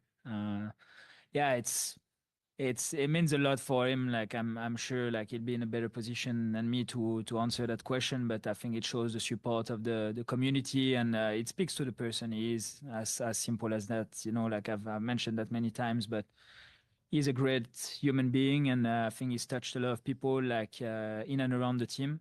And I think this is just the testament to that, and it's great to see. That is Yoann Demay after the game last night. And I heard it live on Y98 with Joey Zanaboni and Jen C setting it up. Just a tremendous moment from the crowd as Edward Leuven came back onto the pitch. His wife, Ilona, recently passed away after a 2-year battle with brain cancer. She was 28.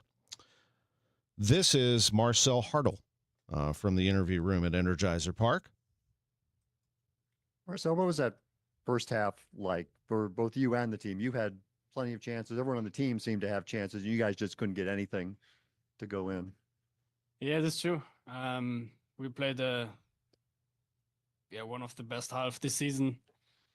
We had a lot of chances. We played a very good game in general, but yeah, we just don't score a goal. We have to get better to finish this situation, to get a better result. I mean, especially in the first half, we had a lot of opportunities. We hit the crossbar.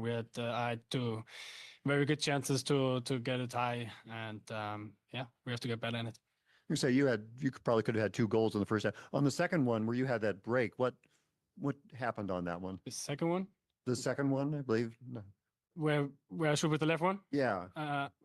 Not so much time to think where I can shoot. It was on my left foot, and I tried to just get it in the goal. The goalkeeper was coming out and saved it. But I have to score the first one for sure, where we 1v1 against the goalkeeper.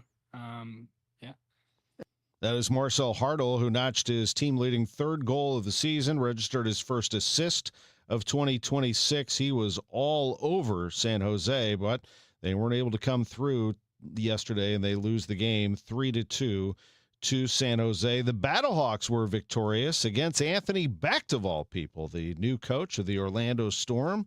And the Battlehawks held down a second-half comeback and beat the Storm in Orlando 25-17. Battlehawks started the game hot. They scored on their first drive. Their defense was lights out, turning Orlando over on downs twice in the first quarter. Defense took control in the second quarter.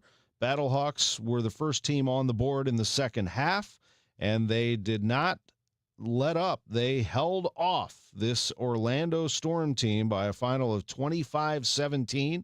Harrison Frost, 185 yards passing, 20 of 31 to go along with a touchdown and 2 interceptions. Battlehawks close out their 3-game road trip in Louisville on Thursday at Lynn Family Stadium. I drove by Lynn Family Stadium earlier this year. When was that? In the fall.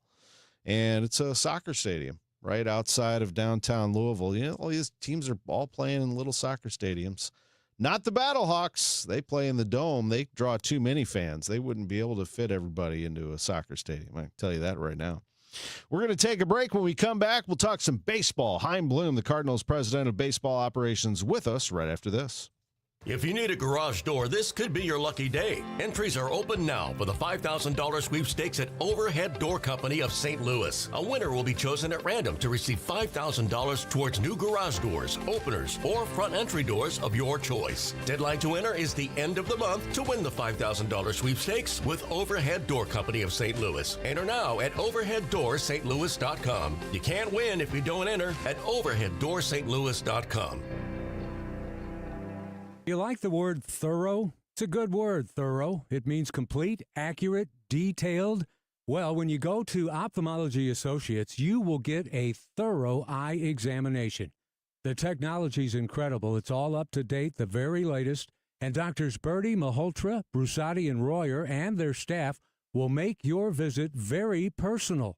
That's because they believe every patient is unique.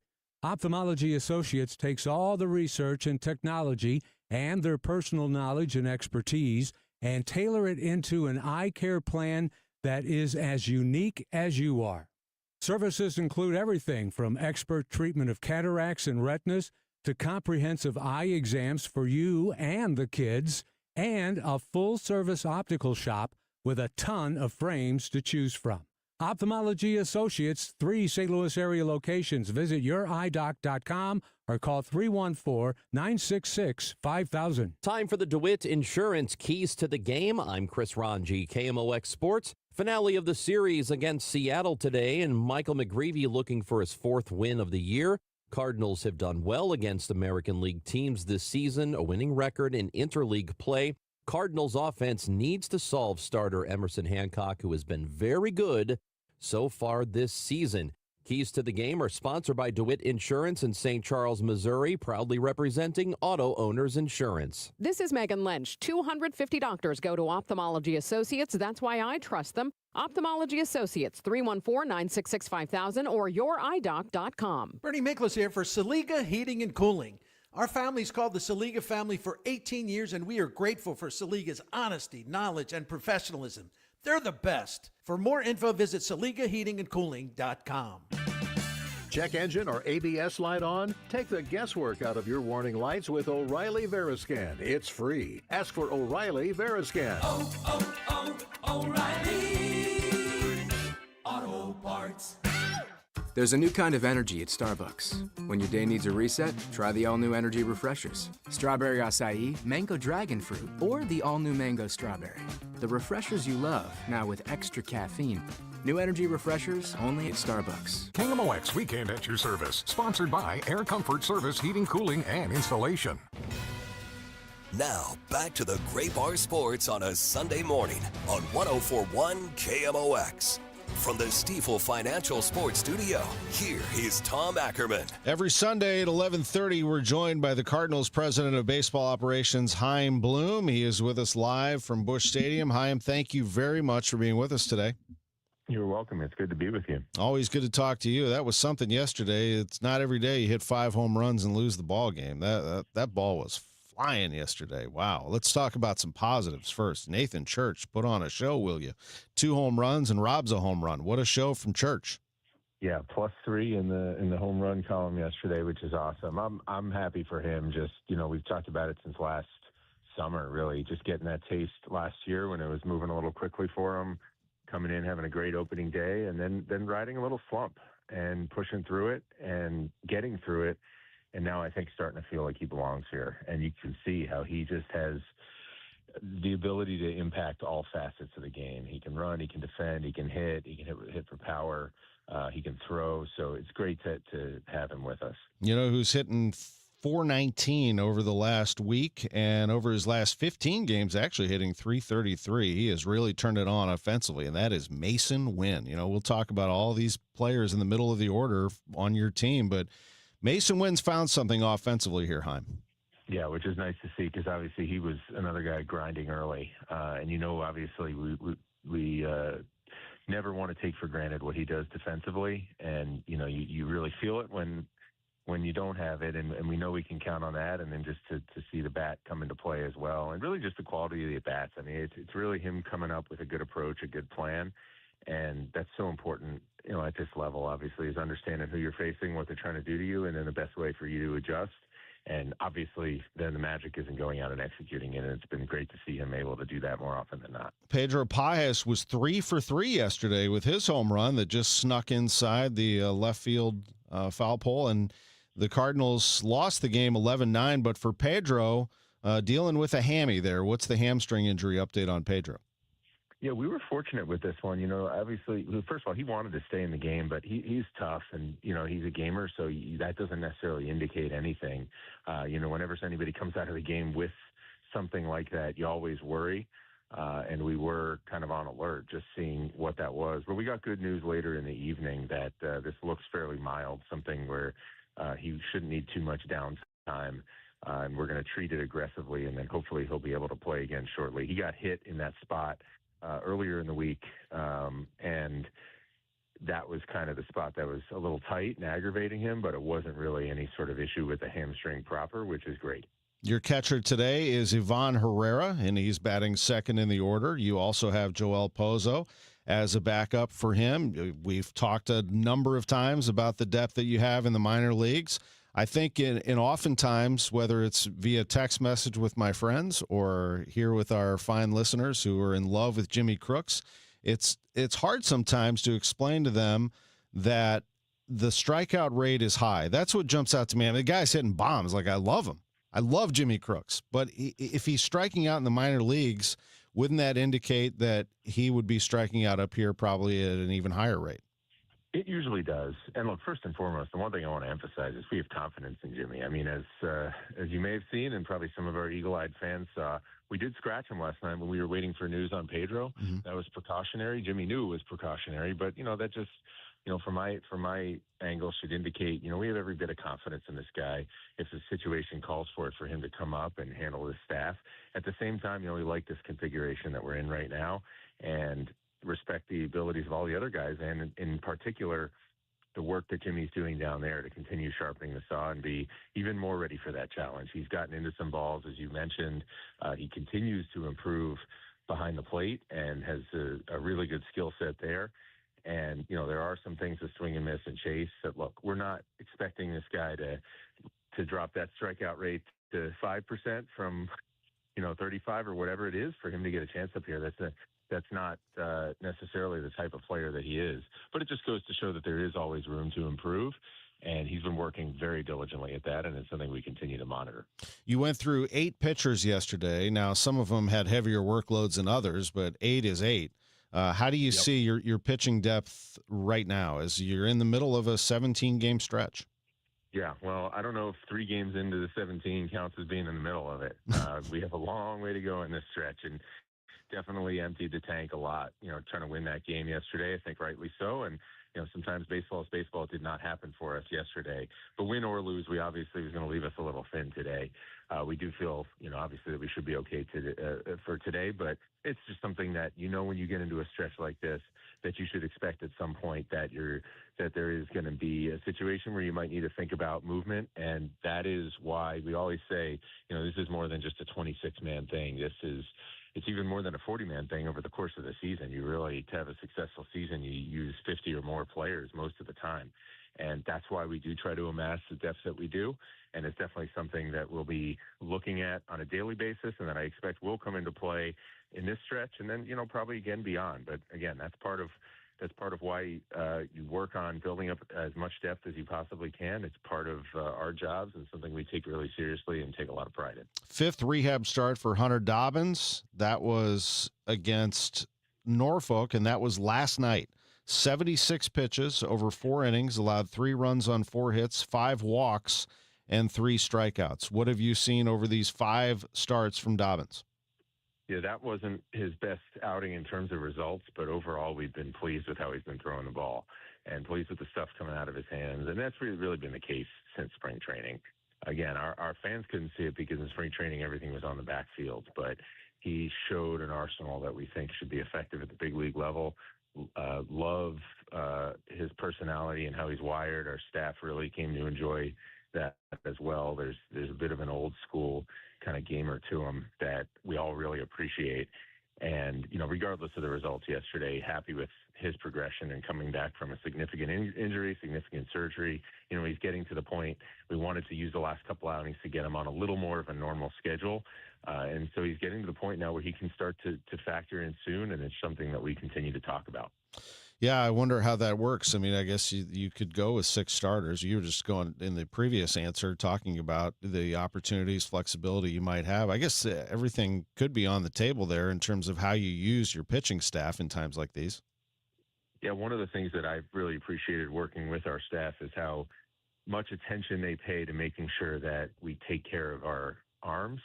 And the way that these guys have done it in the past is with our pitchers going through the season, you try not to overburden them and give them those extra days of rest when you can. And one of the ways to do that is sometimes to, go to a 6-man, whether it's for a more extended period of time or whether it's for just a turn.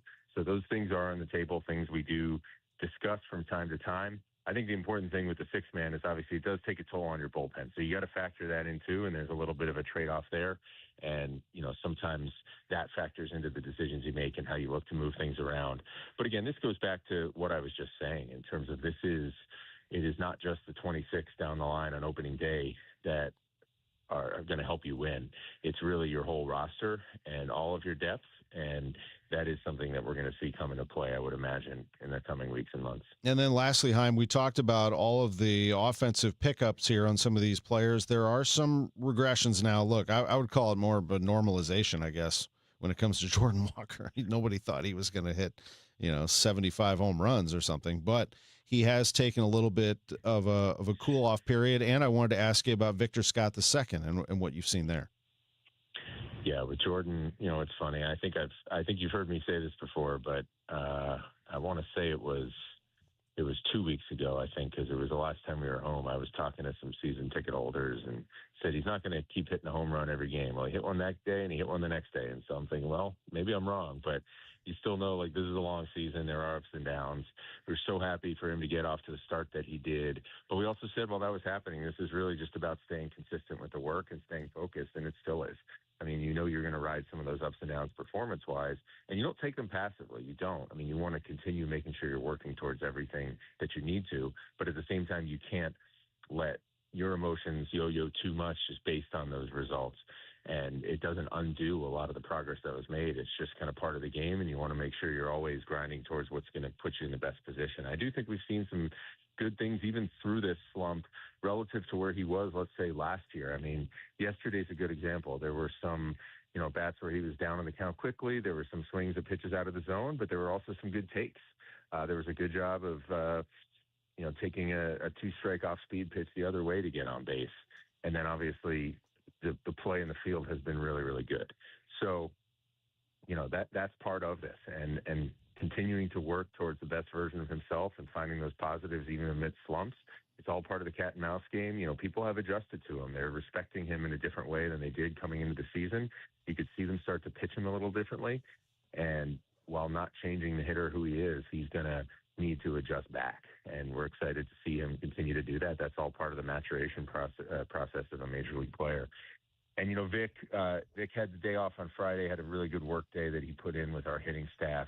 There's some things that they've noticed there that just hopefully can get him back to the best version of himself and who he needs to be. It was nice to see him get on base, get a nice base hit the other way against a lefty yesterday. Again, the defense hasn't wavered, which is excellent. So we're going to keep working with him. And, this is, again, part of it with a young roster is that there's going to be different guys that step up at different times, but we need to make sure we're being very intentional, very purposeful with the work that goes into working with every single one of them.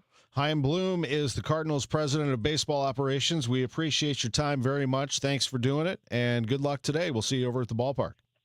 Sounds great. Let's get a win today. A 1:15 start for the Cardinals against the Mariners. When we come back, Bernie Miklasz chimes in. Sports on a Sunday morning from the Stiefel Sports Studio. Hey, Mom, now that I have an after-school job, I think I want to buy a drum kit. Okay, Rockstar. Let's look at your account. When kids start making money, Chase has easy-to-use tools and expert bankers to help them learn how to manage it.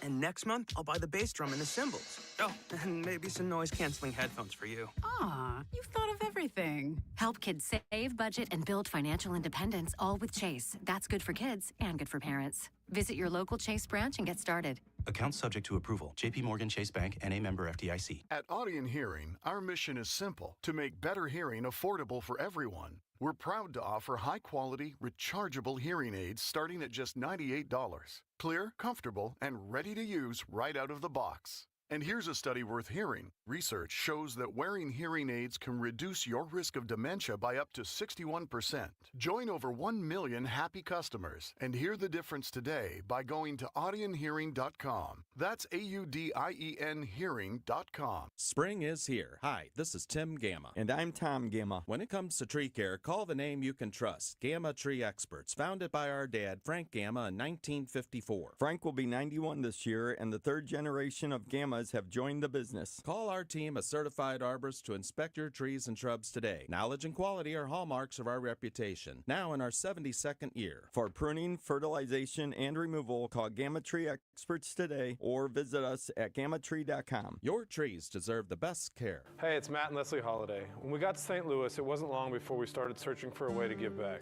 We visited Cardinal Glennon Children's Hospital, and we knew this is where we belonged. Homers for Health has been going strong for 15 years and has made such an unbelievable impact on the hospital. I've won a World Series, but I consider the work we have done at Cardinal Glennon to be the greatest achievement. Yes, your support truly makes a difference. Make your pledge for patients today at homersforhealth.org to benefit the devoted fund. Get ready to laugh out loud, St. Louis. The outrageous Broadway hit Spam-A-Lot is riding into the fabulous Fox Theater May 5th through the 17th. From the twisted minds of Monty Python, this Tony Award-winning musical brings you killer rabbits, dancing knights, and non-stop hilarity. It's the legend of King Arthur like you've never seen it before. More information can be found at kmox.com/events. Breaking news for your home. Way Day is here. It's Wayfair's big sale, where you can score the best deals in home, like up to 80% off with free shipping on everything. plus surprise flash deals all way day long. You won't find better deals for your home anywhere else. We're talking furniture, decor, rugs, and more, all at Wayfair, and all up to 80% off during Wayday. So don't wait. Shop Wayfair's Wayday now through April 27th to score the best deals in home. Wayfair, every style, every home. In a world in need of a hero, one man rises to the challenge in style. He is... just driving the kids to soccer practice. Make every day feel epic in the all-new Hyundai Palisade Hybrid with up to an EPA-estimated 619 miles of range on select trims, advanced tech, and class-leading interior space. Visit HyundaiUSA.com or call 562-314-4603 for more details. And hey, come on, no cleats on the seats. Save big money on everything for your next staining project at Menards. Cabot Gold is the ultimate finish, providing an unparalleled satin sheen and strong protection from UV sun damage, extreme temperatures, rain, and moisture. Get $8 off per gallon of Cabot Gold exterior wood stain now through May 3rd. Save big money on Cabot exterior wood stain and check out our weekly flyer on Menards.com. Save big money at Menards. Now, back to the Gray Bar Sports on a Sunday morning on 104.1 KMOX. From the Stifel Financial Sports Studio, here is Tom Ackerman. Bernie Miklasz' appearance is sponsored by Saliga Heating and Cooling and Stewart's American Mortgage. It's a great day in St. Louis. Hope you're enjoying it with us. I know Bernie is. How you doing, my man? Doing good. Even better now that I'm on the air with you on Sports on a Sunday morning. Always great to visit with you. We get these 10 minutes at the end of the show to just sort of wrap up what we've heard and what's to come. And I know everybody has the Cardinals on their mind here after a crazy game yesterday. 11-9, home runs flying out of the ballpark. That's great and all. But, boy, the pitching was spent yesterday, and the Cardinals just could not come through. That was frustrating. Yeah, Tom, I don't know. It's not like anybody needs me to tell them what's going on because they can see it. We all can see it. I mean, the pitching is a real problem, and it's not hyperbole on my part, not being negative. I mean, you look at where they are, they have a staffy, well, I should say this, as a team, they're allowing just about 5.3 runs per game. That's down like 27th out of the 30 teams. And then if you look at where their starting pitching ranks in ERA and you look at where their bullpen ranks in ERA, what you come up with is the 27th overall ERA in Major League Baseball. And I'm not overreacting to, I don't think any of us are overreacting to what we saw yesterday, but even though it was extreme, it was a continuation of a trend that's been there pretty much all year. Like when the Cardinals have lost a game this year, their bullpen has a 6.23 ERA and also pretty much have like walked just about as many people as they've struck out. And that's a huge problem with the pitching. We saw it, yesterday. We see it a lot as a staff because starters and relievers are pretty much equal in this way. As a staff, the Cardinals of the 30 teams, they have the lowest strikeout rate, and it's not close. They have the lowest swing and miss rate. It's not close. The bullpen walks too many people. The starters aren't too bad there, but there have been more batted balls put in play against the Cardinals than any team in Major League Baseball this year. My point being, the way the game's played today, when that many balls are in play all the time, where you cannot limit the other team's contact on strikes or any pitches, like the Cardinals' ability to limit contact is frankly poor, statistically poor. So that is a really, really, really tough way to try to put together a winning pitching performance as a staff because you're at a huge disadvantage because the ball's in play so often. So what is the solution to it? Well, you don't just keep trotting out the same people over and over and over again. They're going to try it for a little while to see if they can correct it, but that would be the definition of insanity, I guess. So they don't have the pitching depth to go get necessarily, Bernie. How do you do this? Yeah. Do you change the way that you align people? Tom, I don't think there's any ready-made solutions. Of course, and I heard you talking to Chaim Bloom about Hunter Dobbins, and he's obviously a viable guy that they can plug in at any time or in the rotation or use as a sixth starter. But beyond that, frankly, there's not a lot there, like in terms of their development. They're developing a lot of good arms, but they're in the lower levels, not to AAA level. And Quinn Matthews is having just a really poor season so far because his walk rate is through the roof, and something's not right there. So you look behind Dobbins, and you don't see any of like the AAA starting pitchers that jump out at you and say, "Oh yeah, that's the answer." Although I do think Bryson Motts has shown some good things, although he also walks too many people. So I have no answers there because frankly I don't think there are any automatic solutions. Yeah, the guys they have I think are capable of pitching better. Like you and I would agree, Matthew Liberatore's got the talent to pitch better, certainly more consistently than we've seen. And I think Dustin May is on the right track, so that's a plus. I think we all respect McGreevy, but we also know he's not going to be striking people out. The ball's going to be in play. There's a real fine line with him in terms of between success and trouble. Palante, based on expectations, Palante has actually done better than I think a lot of us thought. I can't really say he's a big problem. Again, that you don't get the strikeouts, although he had it the other night. And Kyle Leahy is a project. Making that move from the bullpen to starting pitching, that's something that we all thought was going to take time. So I can't be too hard on him, but it's a tough situation. And the interesting thing, the good thing is, although the Cardinals offensively continue to be really poor statistically with runners in scoring position, I'm looking at this, and they're 10th. They're tied for 10th in the majors in home runs. They're tied, or they rank 11th in terms of runs per game. So the offense, like most offenses are, can be inconsistent at time. But by and large, you would take offense. You would say, okay, almost 35, almost 40 games in the season, I would live with the imperfections, but I'll take this bottom line performance of the offense. But I don't think we can say that, not even close, about the overall performance of the pitching staff. No, you're right. And, it's not all about the pen. As you said, the starters have got to go deeper into these games. And not picking on Matthew Liberatore, I love him, but he's the latest example. Yesterday, he goes 3 1/3, and he is a 5-inning pitcher basically. I mean, he does not go very deep. In fact, last year he made 29 starts. He went 7 innings 3 times. Other than that, it was mostly in the 5, sometimes 6-inning range. So yes, they're going to have to figure out a way to go deeper. And as you said, there just aren't the reinforcements in the minor leagues. There's a gap. The big talent is coming, but right now they're at more of the single A, double A to some extent level. Now there is some talent waiting in the wings, and that's Jimmy Crooks. Chaim Bloom said right there in that last interview that they had him on standby. If Pedro was not able to go, it looks like they were going to give Jimmy the call because they scratched him yesterday. Is it still too early to bring up Jimmy Crooks for the long term, Bernie? Well, if they need someone that has to come up because of an injury, which does not appear to be the case right now, but like you said, he was on standby, he would be the guy. There's been enough power there. There's been enough just good offense in general. But I tell you, and I'm not. This isn't me saying this is what I would do because I don't run the team.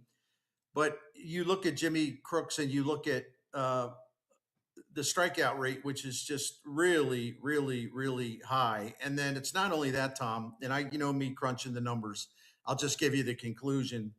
He hits fastballs really well against AAA pitching, really well. But frankly, his contact issues against off speed, his contact issues against breaking pitches, it isn't that it's just a problem or it's below average, or you say, well, I'd like to see that a little better. It's really a huge problem. His strikeout rate on off speed and breaking pitches is through the roof, and so is his swing and miss rate. So I've always thought that Chaim Bloom and the Cardinals, one thing they want to do during this project that they're in is that they want to bring guys up when they're confident the guys are ready to have success. They don't want to bring a guy up to fail. So there are some red flags with Jimmy Crooks, and it's one of the things that Chaim Bloom has made a priority, which is in terms of their offense. We want to have a team that hits for higher contact, that doesn't have as much swing and miss, that punishes strikes, that controls the strike zone. And the point being is that I don't think they would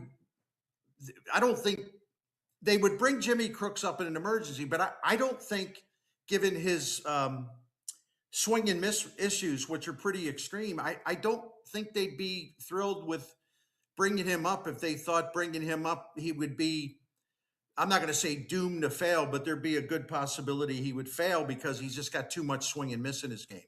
Yeah, it's certainly something to watch for, but it has been fun to see some of the sluggers down there start to light it up. Baez, Velasquez, and Crooks all homered in one game back on Wednesday, so that was pretty cool. Bernie, Baez is coming on, man. He is, his season numbers, because I got off to a slow start, he's definitely heating up. So that's something to keep an eye on. But I tell you what, when Lars Nootbaar comes back, and the Cardinals have circled a date on the calendar for that, I don't know how you feel, but the Nathan Church thing here is for real. He's got talent. He was just kind of jumpy as a young hitter, but once I heard Chaim Bloom said he looks like Nathan Church looks like a young player who knows that he belongs now in the majors. So when he comes back, man, I gotta say, I can't. When Nootbaar comes back, sorry, I simply can't imagine why Nathan Church wouldn't be your center fielder. No, I love Victor Scott, but it's just not there offensively. It hasn't been there for a long time. I mean, he's got 7 hits this year that reached the outfield grass. I mean, the numbers are what they are. I totally agree. I totally agree, and I would welcome that. No question. Bernie, we appreciate your time as always. Have a great rest of your Sunday. You too, Tom. Always a pleasure being with you. And thanks to everyone for listening to us. Thanks. Thank you. I'll see everyone over at the ballpark. Cardinal baseball today, 1:15. Carpal tunnel syndrome, heart failure that doesn't improve with common medicines. These are some signs and symptoms associated with ATTR-CM, or the cardiomyopathy of ATTR amyloidosis, a serious